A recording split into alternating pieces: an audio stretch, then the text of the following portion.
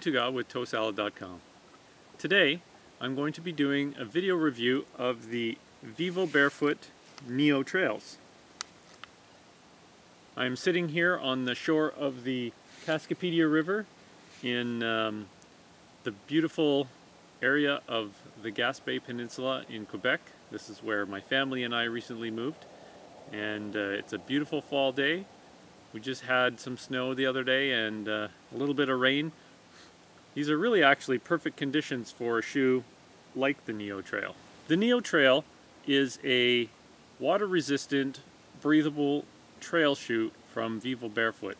It is actually the first one to be released that features their new off-road sole. The off-road sole has really nice, widely spaced, deep lugs, and still retains the great flexibility we've come to expect from VIVOBAREFOOT.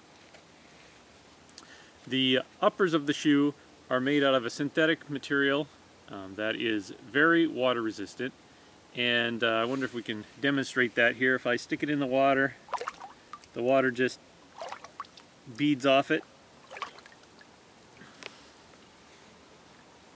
I consider this shoe to be really good for conditions maybe like fall, in slushy, icy, potentially wet conditions, or maybe winter depending on the temperature.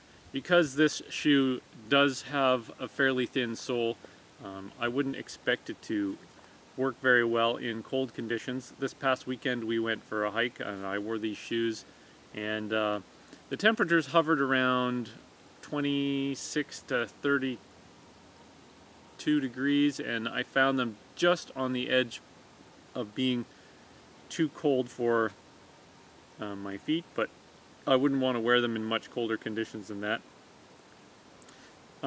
I'd consider them to be a little bit too warm for summer hiking. You'd want an upper that's much more breathable, but if you're using this as a trail running shoe, I think it would be a great trail running shoe for wet, slushy, cold conditions in winter or spring or fall. One complaint I have with this shoe is that the sole rubber is made out of partially recycled content, and I guess the way that they constructed that rubber, there's these little white flecks in the sole. I believe that's the recycled content, and I found that the white flecks tend to weaken the rubber a little bit and make it crumble and flake a little in some places around the lugs. So I think they probably are wearing a little faster than they ought to.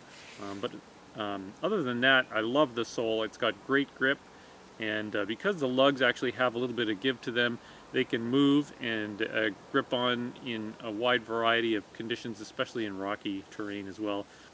I like this upper. It has really nice, durable toe protection, and along the sides of the shoe, the way the rubber wraps up a bit, and then they put a more durable fake leather material on the sides. It really helps prevent abrasion. One thing that I wish they would do is figure out a way to not expose the stitching, because my experience has shown that exposed stitching is always bad news when it comes to rough environments where you may have a lot of sharp rocks where your foot may go on the edge of a rock and then slip.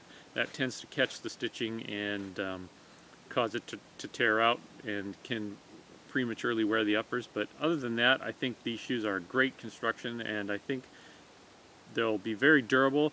If a person wanted to take care of that stitching issue, if you were going to be using these for a long time in really rugged conditions, I would suggest maybe putting some sort of a glue or like seam grip or maybe shoe goo over top of the stitching, just a light coating just to give them some abrasion resistance.